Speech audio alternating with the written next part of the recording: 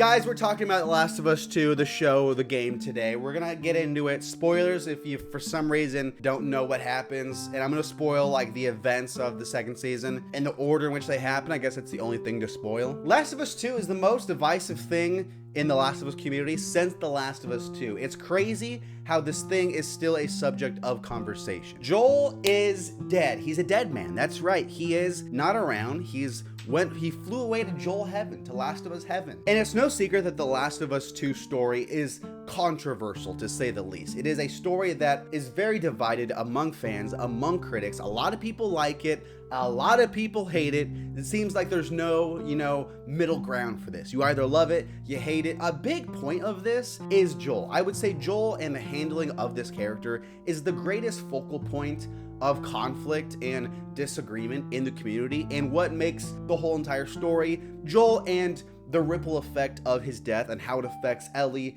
Abby, Tommy, other characters like that. And while I would say I am a fan of The Last of Us 2 as a game, largely held up by the fantastic graphics and gameplay, I also don't mind the story. I think it's a good story.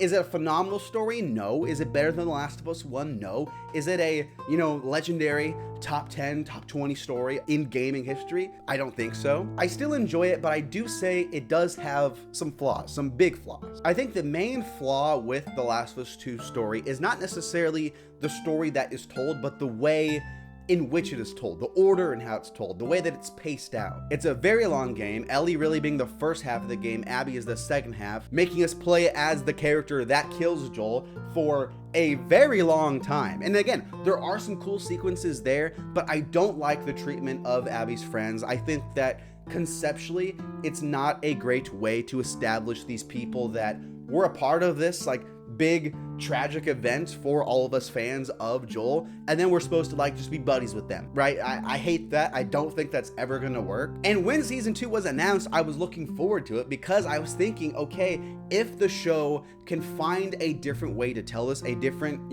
order of events, maybe the story can come across a lot better. It can be cleaned up and smoothed up. And it's not like Neil Druckmann, Naughty Dog, wasn't aware that the story was controversial, and it would make sense to want to fix it where it could be fixed. Obviously, don't compromise your vision of the story, but if there are big things that you can keep the story intact and change that to make it better, they should do that. I feel like that's obvious when adapting something. You find room for improvement. Something I think season 1 did decently well. I've been rambling about this show, but the real subject of today's video is the way that they're handling Joel's flashback scenes in, the first season of the show, in the whole entire game. Because I do think one of the saving graces of The Last of Us 2 is that once Joel dies, he still is present through some different flashbacks that we have with him and Ellie, some classic Joel and Ellie, they're in the museum. It's classic. We love it. It's nostalgic. To this day, those scenes still slap. And in the show, they still slap. And Neil Druckmann does a great job of directing this episode.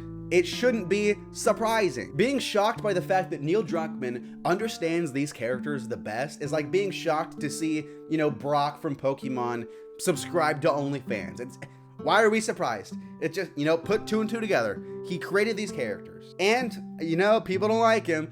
I still think you can't blame the whole entire game on him. You can't blame the parts of the story on him. He took a risk, and, that I respect the risk. I'm getting off topic. We're talking about Joel. Joel has these flashbacks. They're epic. They're awesome. The show freaking blew through these things so fast. It should start the OnlyFans that Brock is subscribed to. That's called connecting jokes, guys. That's some high-level comedy writing right there. All of the flashbacks have been used really in one episode to get that one thing of like, okay, look, Joel's back for this episode. Pedro Pascal returns for this. Obviously, there is a world where they can bring in some new flashbacks to, have some more stuff with Joel. We still haven't seen him and Ellie take down this big bloater, big stuff like that. I'm hoping we will, but I don't think so, because the big thing in this episode that shocked me, I haven't been this shocked since, watch my Expedition 33 video I just made. I don't want to spoil it if you're playing that game. The thing that shocked me is the fact that they used this big, sad, dramatic, sad, but I don't think it's just sad. I think it shows a lot about Joel and Ellie.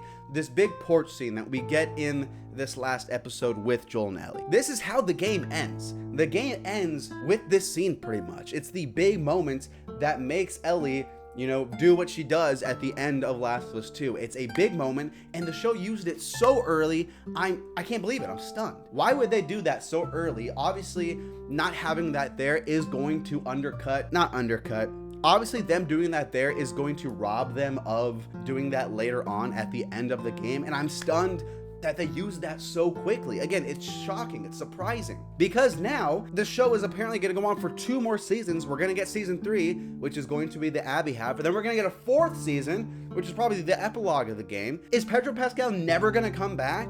That's crazy. The fundamental character of this show that sets the whole entire universe in motion, I have no quarrel saying that, because he is the main character in this thing that sets off the whole entire thing, the whole entire plot of both game. He's never coming back. He's only going to be in 1 season. That is insane to me. At least in the games, he's in both games. He has flashbacks that are spread out throughout different points in the game. It's paced out a lot better. It's crazy, man. It is absolutely wild, and I feel like it's stuff like this that we need to be focusing on instead of coming after Bella Ramsey. I tried to say Bella and Ellie at the same time, and I called her Belly Ramsey. That's dirty. That's funny though, Belly Ramsey. That's a good one. Bella Ramsey is not the problem here, man. I feel like people keep talking about that. Oh, Bella Ramsey's not Ellie, but okay, they're scrubbing through frames to find, you know, her making a silly face. Dude, that happens to everyone. She's not like Barney Stinson in that one episode where I can't take a bad picture. You expecting that? You expecting every frame for her to be mewing or something? Again, guys, we cannot like this story. You can have problems with it. We're fighting the wrong war here. We're fighting the wrong battles. I think she's good. Is that crazy? I think she's doing a good job. Yeah, it's wild, dude. We'll see how season 3 and 4 goes, if it even gets to season 4, because I feel like excitement for the show is falling, and that sucks because I'm rooting for the show, because I'm rooting for video game adaptations. And we'll see, man.